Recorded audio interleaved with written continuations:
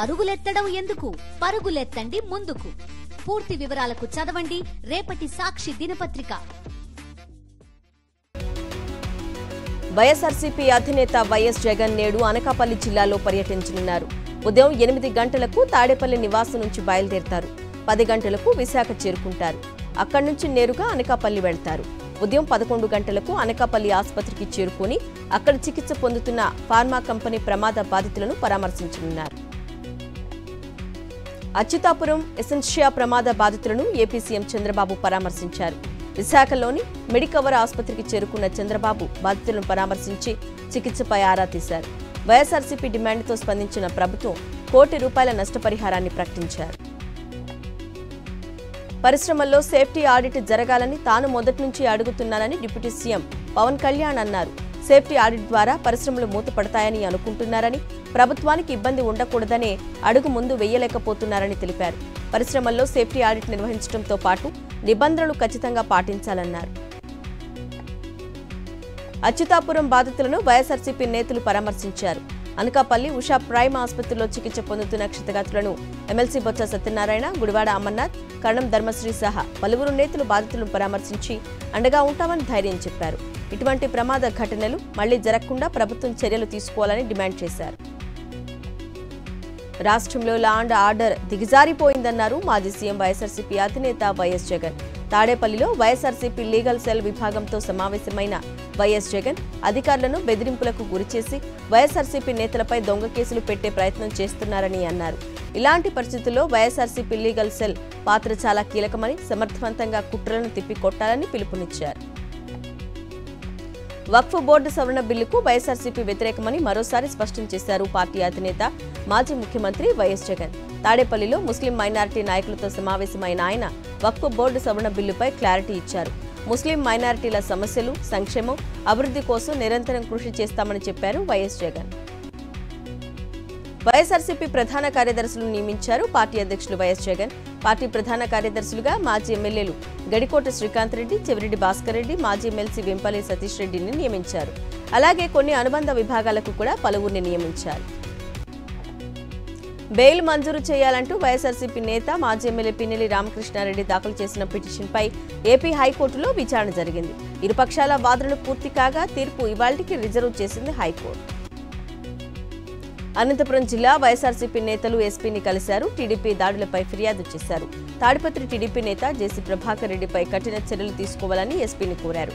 మాజీ ఎమ్మెల్యే కేతిరెడ్డి పెద్దారెడ్డిపై ఆంక్షలు తొలగించాలని విజ్ఞప్తి చేశారు. జేసీ వర్గీయులపై క్రిమినల్ కేసులు నమోదు చేయాలని ఎస్పీని కోరారు వైఎస్ఆర్సీపీ నేతలు. ఢిల్లీలో వక్ఫ్ సవరణ బిల్లుపై జేపీసీ సమావేశం వాడివేడిగా కొనసాగింది. సమావేశంలో వక్ఫ్ సవరణ బిల్లును వ్యతిరేకించారు వైఎస్ఆర్ కాంగ్రెస్ పార్టీ ఎంపీ విజయసాయిరెడ్డి. ప్రతిపక్ష పార్టీలు కూడా వక్ఫ్ సవరణ బిల్లును వ్యతిరేకించాయి. వచ్చే పార్లమెంటు సమావేశాల వరకు నివేదికను సమర్పించాలని జేపీసీ చైర్మన్ జగదాంబికా పాల్ నిర్ణయించారు.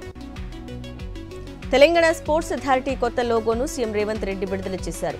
రాష్ట్రంలో క్రీడలను ప్రోత్సహించడానికి ప్రభుత్వం దృఢ నిశ్చయంతో ఉందన్నారు సీఎం రేవంత్ రెడ్డి. ఈ కార్యక్రమంలో sports authority chairman Shivasena Reddy, రాష్ట్ర ప్రభుత్వ ఢిల్లీ సలహాదారు జితేందర్ రెడ్డి, ఇతర ఉన్నతాధికారులు పాల్గొన్నారు. తెలంగాణ సీఎం రేవంత్ రెడ్డితో ICRISAT director general doctor Jacqueline huge మర్యాదపూర్వకంగా భేటీ అయ్యారు.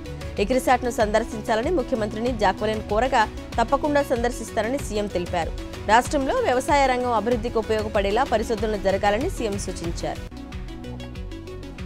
తెలంగాణలో గద్దర్ అవార్డుల కోసం కమిటీ నియమించింది తెలంగాణ ప్రభుత్వం. అవార్డుల లోగో, విధి విధానాలు, నియమ నిబంధనలు కమిటీ సభ్యులు రూపొందించనున్నారు.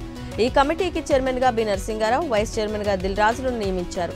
కమిటీ సలహాదారులుగా కె రాఘవేంద్రరావు, అందశ్రీ, తమ్మారెడ్డి భరద్వాజ, అల్లు అరవింద్, చంద్రబోసులతో పాటు పలువురు సినీ ప్రముఖులను నియమించారు. తెలంగాణ ముఖ్యమంత్రి రేవంత్ రెడ్డికి నోటీసులు జారీ చేసింది నాంపల్లి మెజిస్ట్రేట్ కోర్టు. బీజేపీ అధికారంలోకి వస్తే రిజర్వేషన్లు తొలగిస్తుందని కొత్తగూడెం సభలో రేవంత్ రెడ్డి వ్యాఖ్యానించారు. ఆయన వ్యాఖ్యలపై పరువు నష్టం దావా వేశారు బీజేపీ నేత కాసం వెంకటేశ్వర్లు. హైకోర్టు ఆదేశాలతో రేవంత్ కు నాంపల్లి కోర్టు నోటీసులు జారీ చేసింది. రుణమాఫీపై తెలంగాణ వ్యాప్తంగా బీఆర్ఎస్ పెద్ద ఎత్తున ధర్నా నిర్వహించింది. చేవెళ్లలో జరిగిన నిరసనలో బీఆర్ఎస్ వర్కింగ్ ప్రెసిడెంట్ కేటీఆర్ తో పాటు సీనియర్ నేతలు, ఎమ్మెల్యేలు పాల్గొన్నారు. రుణమాఫీపై రైతులను సీఎం రేవంత్ రెడ్డి దగా చేశారంటూ నిప్పులు చెరిగారు. ఎన్నికల ప్రచారంలో ఒక మాట, కేబినెట్లో ఒక మాట, అసెంబ్లీలో మరో మాట, ఖమ్మం సభలో ఇంకో మాట మాట్లాడి రైతులను తప్పుదోవ పట్టించారని మండిపడ్డారు. సూర్యాపేట జిల్లా తిరుమలగిరిలో ఘర్షణ వాతావరణం తలెత్తింది. రైతు రుణమాఫీపై బీఆర్ఎస్ చేపట్టిన ధర్నా వివాదాస్పదమైంది. దీంతో బీఆర్ఎస్ కాంగ్రెస్ పార్టీ నేతలు కార్యకర్తలు రాళ్లు కోడిగుడ్లతో దాడులు చేసుకున్నారు. ఇరు వర్గాలు దాడులు చేసుకుంటూ రోడ్డుపై నిలిచిపోయిన బస్సుపై రాళ్ల వర్షం కురిపించారు. బస్సులోని ప్రయాణికులు ప్రాణాలు అరచేతిలో పెట్టుకుని కేకలు వేశారు.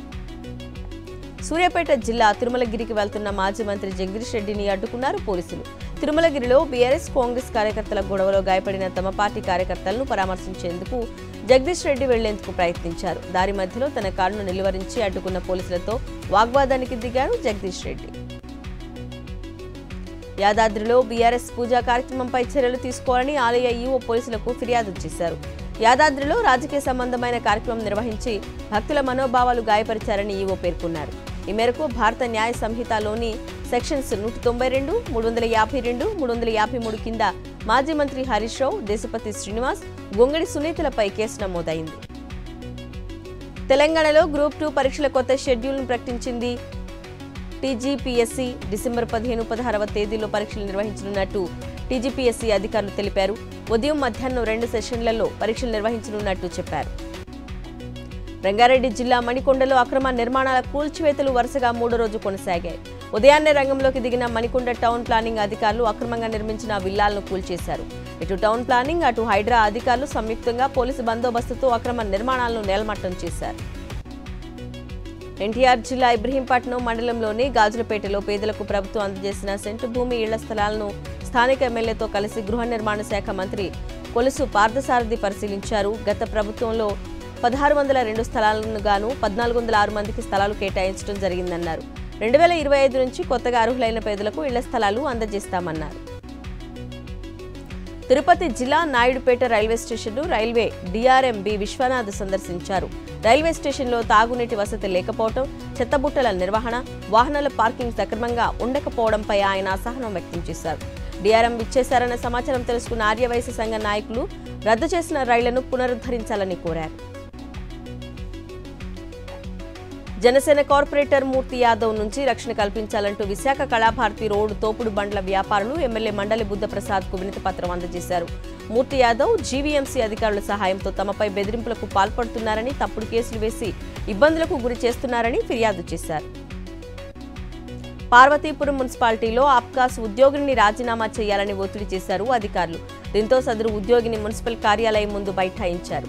వైఎస్ఆర్సీపీ కౌన్సిలర్ కోడలు కావడంతో తనను రాజీనామా చేయాలని అధికారులు అంటున్నారని, తనను వేధిస్తున్న వారిపై చర్యలు తీసుకోవాలని కమిషనర్కు వినతి పత్రం ఇచ్చారు. యాదాద్రి భువనగిరి జిల్లాలో అంగన్వాడీ కేంద్రాలకు కుళ్ళిన నాసిరకం గుడ్లను సరఫరా చేస్తున్నారు. వరుసగా ఇలాంటి ఘటనలు జరుగుతుండగా సదరు కాంట్రాక్టర్పై అధికారులు చర్యలు తీసుకోకపోవడంపై విమర్శలు వ్యక్తమవుతున్నాయి.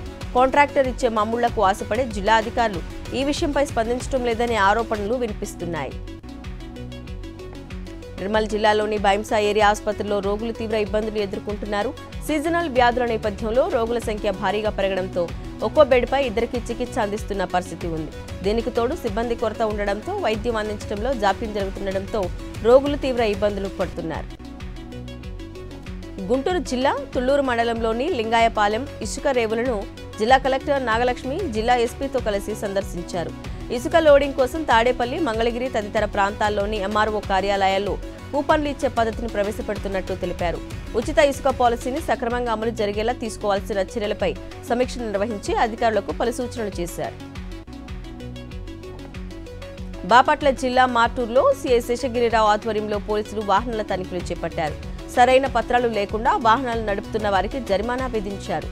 మైనర్ పిల్లలు వాహనాలు నడుపుతూ పట్టుబడితే మోటార్ వాహనాల చట్టం ప్రకారం కేసు నమోదు చేస్తామని హెచ్చరించారు. వారి తల్లిదండ్రులు కూడా సంజాయిషీ చెప్పుకోవాల్సి వస్తుందని తెలిపారు.